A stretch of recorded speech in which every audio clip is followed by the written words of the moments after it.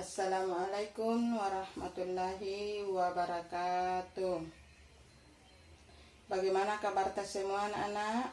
Sehat-sehat dalam lindungan Allah Subhanahu wa taala. Ya.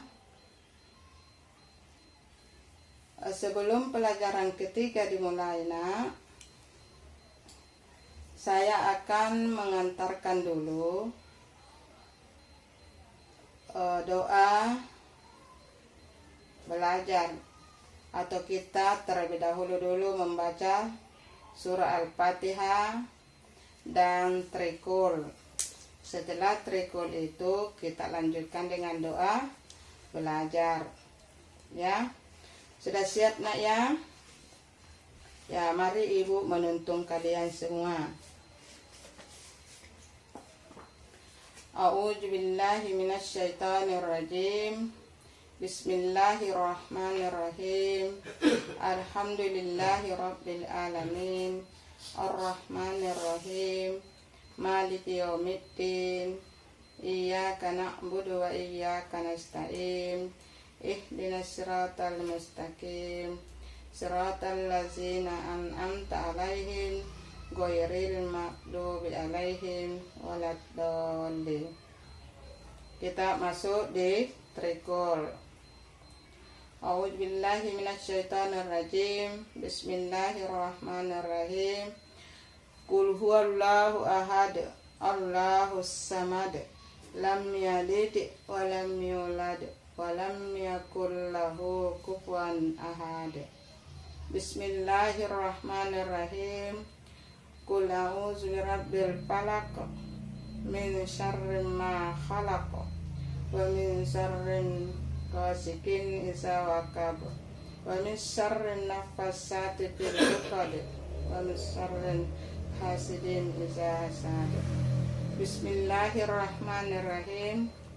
Qul a'udzu birabbin nas, malikin nas, ilahin nas, min syarril waswasil khannas, allazi yuwaswisu fi sudurin nas minal jinnati wan nas. Nah, kita masuk di doa belajar ya.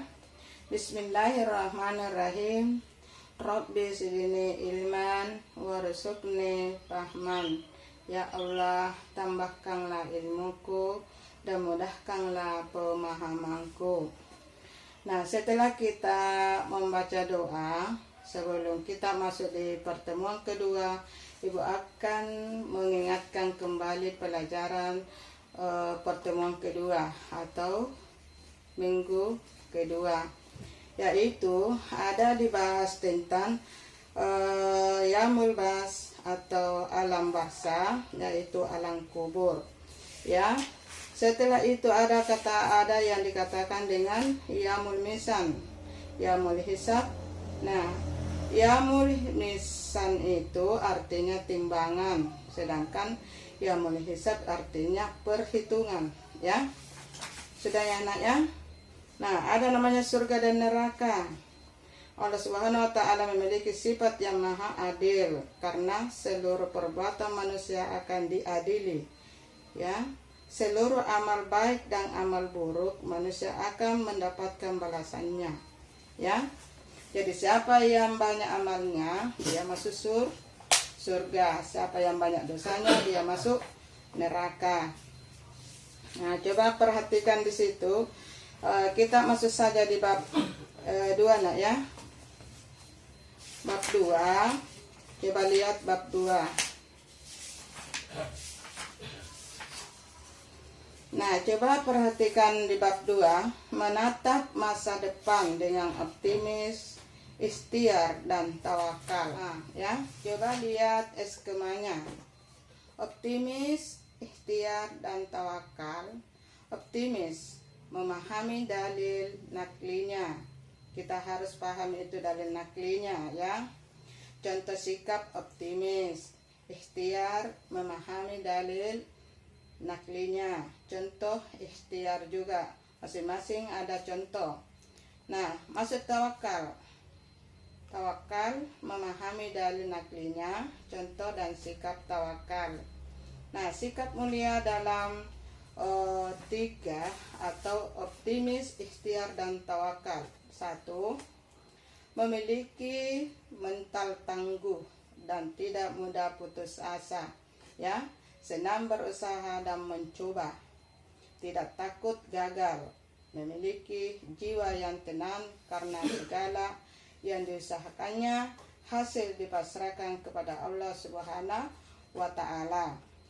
Saat sukses disikapi dengan rasa syukur, tidak bersikap sombong.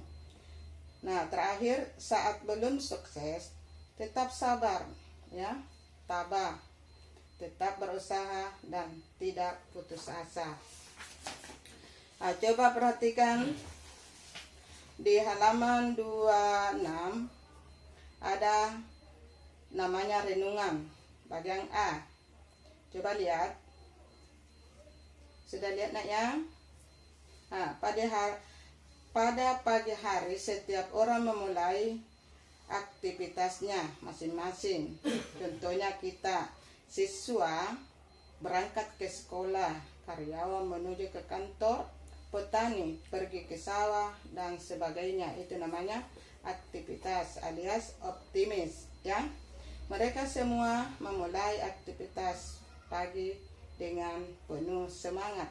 Nah, jadi itu optimis, kita harus menyemangati diri kita sendiri, nak ya. Kita harus memberi semangat diri kita, ya. Kita harus seorang pelajar, kita harus rajin belajar, ya. Kita harus rajin belajar supaya harapan, keinginan dan cita-cita kita mendapatkan keberhasilan, ya, atau kita dapat raih. Nah, coba lihat, ya, saya tidak terlalu panjang kali lebar di sini, nak ya. Kita masuk di halaman 29. Sifat optimis adalah sifat orang yang memiliki harapan positif dalam menghadapi segala hal atau persoalan. Jadi orang optimis itu dia selalu memikirkan yang baik, ya, yang baik-baik. Dia tidak pernah memikirkan yang tidak baik. Itu namanya positif. Nah, kebalikannya dari optimis adalah pesimis. Orang yang memiliki sifat pesimis selalu berpandangan negatif dalam menghadapi persoalan. Kalau dia pesimis, sedikit-sedikit pikirannya tidak baik. Itu namanya negatif, ya. Itu namanya negatif. Nah, contohnya seperti ini. Contoh yang paling mudah bagi kita semua. Kita kan seorang pelajar. Nah, ada teman tak giat sekali belajar. Dia harapannya, keinginannya, cita-citanya pasti dia berhasil, pasti dia lulus. Sementara temannya yang lain dia tidak seperti itu. Itulah namanya pesimis. Nah, dia selalu berpikiran yang tidak baik, ya. Nah, terus di situ nak, coba lihat, perhatikan baik-baik. Ciri orang optimis adalah memiliki harapan yang baik pada saat sebelum melakukan suatu pekerjaan. Jadi kita itu seorang optimis itu sebelum kita bekerja, kita itu harapan tak luar biasa, ya, semangat. Kita memikirkan yang baik-baik, bukan yang tidak baik, ya. Nah, jadi kalau tidak berhasil, kita harus tabah dan sabar, dan kita akan mengulangi kembali, ya. Itu namanya optimis. Nah, coba lihat di halaman 31. Nah, ciri lain dari orang yang optimis adalah melihat segala sesuatu sebagai sebuah kesempatan, peluang, dan kemungkinan. Jadi kalau ada sesuatu, anggaplah ini orang yang sudah masuk, kita belum, masih ada kesempatan, pasti saya juga bisa ini, masih ada peluang bagi saya, kemungkinan saya bisa berhasil. Itu namanya sifat optimis, ya. Nah, kalau itu optimis atau orang optimis itu ditandai dengan wajah yang berseri-seri, selalu gembira, senang sekali dilihat, tidak pernah dia murung, tidak pernah dia cemberut. Itu namanya orang optimis. Tapi kebalikannya itu pesimis, ya. Nah, biasanya sering cemberut dan terlihat murung. Karena kenapa? Kita dapat memiliki mau menjadi orang optimis atau pesimis. Saya tidak mau jadi pesimis, kita harus jadi optimis. Sudah mengerti nak ya? Ya. Jadi kalau itu tandanya itu orang optimis, dia ditandai dengan wajahnya berseri-seri. Dia senang sekali kita lihat itu. Kalau orang itu pesimis, dia selalu cemberut, sedikit-sedikit mengeluh, ya, sedikit-sedikit mengeluh, atau murung itu. Lihat, kalau orang optimis dengan orang pesimis beda sekali kelihatannya itu. Orang optimis itu segar, berseri-seri mukanya, sedikit-sedikit ketawa, sedikit-sedikit enjoy, dia tidak terlalu tegang. Kalau ikhtiar itu artinya usaha bersungguh-sungguh, ya, usaha bersungguh-sungguh, sungguh untuk mencapai harapan, keinginan atau cita-cita. Itu namanya ikhtiar. Kita harus berusaha sungguh-sungguh, ya, karena harapan tak ada harapan, ada keinginan dan ada cita-cita. Ya, apa cita-cita? Bagi kita semua itu kita mau lulus, ya, kita mau lulus di sekolah SMP nasional ini, ya nak ya. Itu namanya harapan kita, itu namanya keinginan kita, dan itu namanya cita-cita kita, ya. Nah, terus di situ suatu kesempatan yang sangat luar biasa apabila kita bersifat optimis. Kita harus menyemangati diri kita untuk belajar giat supaya kita berhasil dalam ujian nanti, ya. Nah, contohnya kalau kita mau pintar, kita harus apa nak? Pasti kita harus rajin belajar. Kalau kita mau pintar atau mau pandai, ya. Nah, kalau kita mau hidup berkecukupan, kita harus apa? Kita harus rajin berusaha supaya apa yang kita inginkan kita juga bisa.